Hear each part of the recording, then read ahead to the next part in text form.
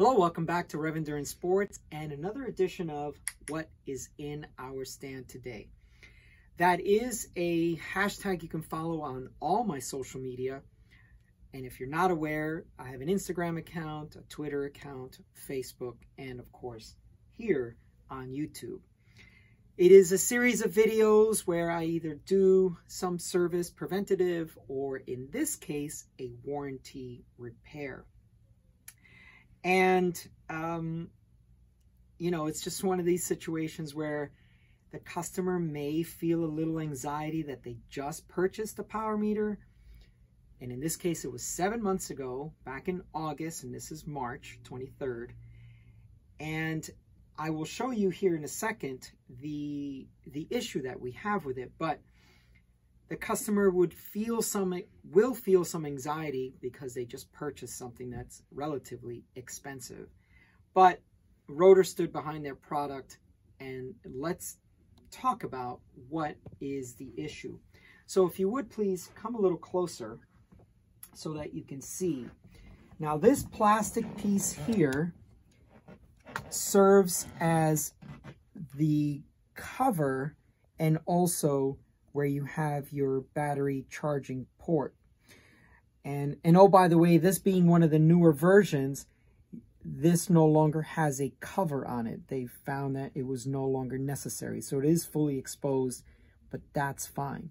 But let's talk about why this power meter is in need of a warranty replacement. So there you go. This plastic piece has come unbonded from the metal backing. And so you could see that the electronics are exposed there. And when you ride in other climates, not like here, but you ride in other climates, that is a very bad thing for water ingress, dirt, and even sweat. Especially if you're on your trainer or something, maybe you're sweating all over your bike and it can get in there. So one of the beautiful things about the Rotor power meter is that this is a modular system. And if you're not aware, this 155 crank arm length is very difficult to find with a power meter associated to it.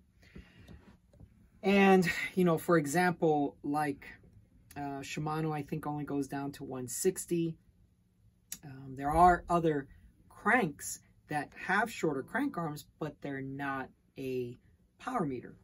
And this was important for this customer because she didn't want to switch out from her Shimano pedals, and we needed a crank arm setup for her. Now, the beauty of this setup is it's modular. You can choose your chain rings. You can choose your crank arm lengths. And so in this case, when I contacted Rotor and I said, hey, we got this issue, which by the way, they responded within hours and they had a new unit going out, I believe even the same day after I provided a serial number to them. So this is now the replacement unit.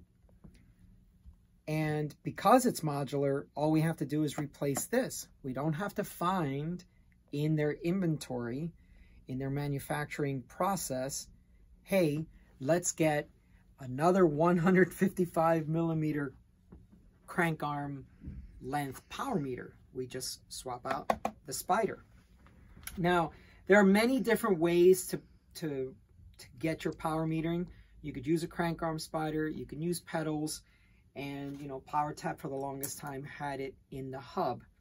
But this is a very nice system, and Rotor, being a Spanish company that has been in the pro peloton for a very long time, they have a very good product line, and they have carbon crank arms and aluminum crank arms. But in the 155, we have to go with the 155, and because of the bottom bracket compatibility, we also had to go with the aluminum crank arms, which is the Aldhu, A-L-D-H-U, I believe. So what we're going to do now is we're going to just remove the spider from the crank arms, put that back together, put it onto the bike, and we're off. Now, a couple of things I want to mention. When you ride your bike with a power meter, you should calibrate your power meter before every single ride. It's part of your regular routine. You air up your tires, you do a pre-ride inspection of your bike, check your tires, do this, that. Before you roll out, you will calibrate, if you want good data, calibrate your power meter. Since we're talking about rotor, you will want to produce power, so go around the parking lot a little bit, produce power, see that your head unit is indicating power, then come to a complete stop, disengage from both pedals. This is the important part. Disengage from both pedals, put both feet solidly on the ground, not on the pedals. Put your crank arm non-drive side. So this is what they call the drive side, non-drive side, typically the left, right? Crank arm at 6 o'clock and go through the menu prompts on your head unit. Why do we have to do that? So if you go back a little bit of time with the SRM power meters, which is here, you have strain gauges inside here and they're temperature sensitive. So we know that metal expands and contracts based on the temperature range.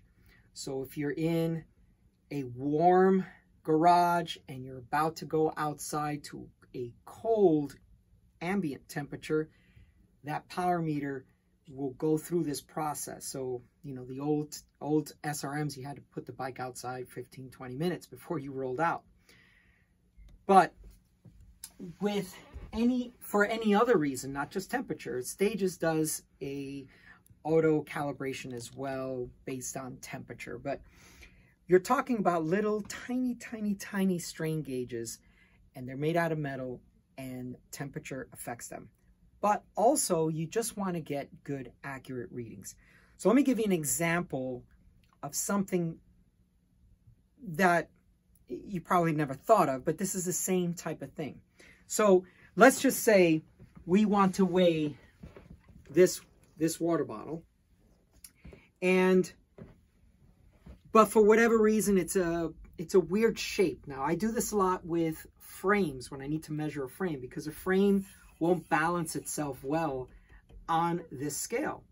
So I may put a basket or something bigger, put that onto the scale, zero that out, and then put the scale on top. So let me give you an example of tearing.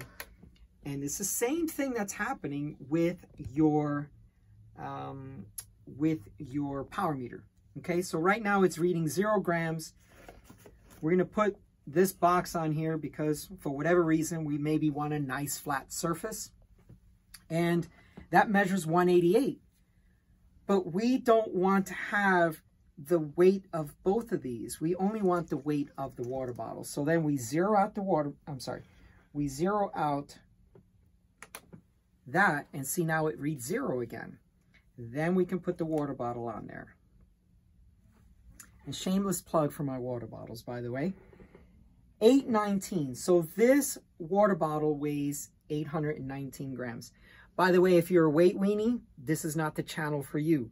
But, you know, we spend hundreds and hundreds, if not thousands of dollars to reduce the weight of our bike by 200 grams. But here you go.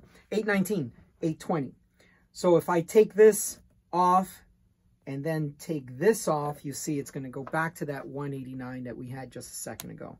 So all we're doing is zeroing out the weight of this object so we can get an accurate measurement of the second object.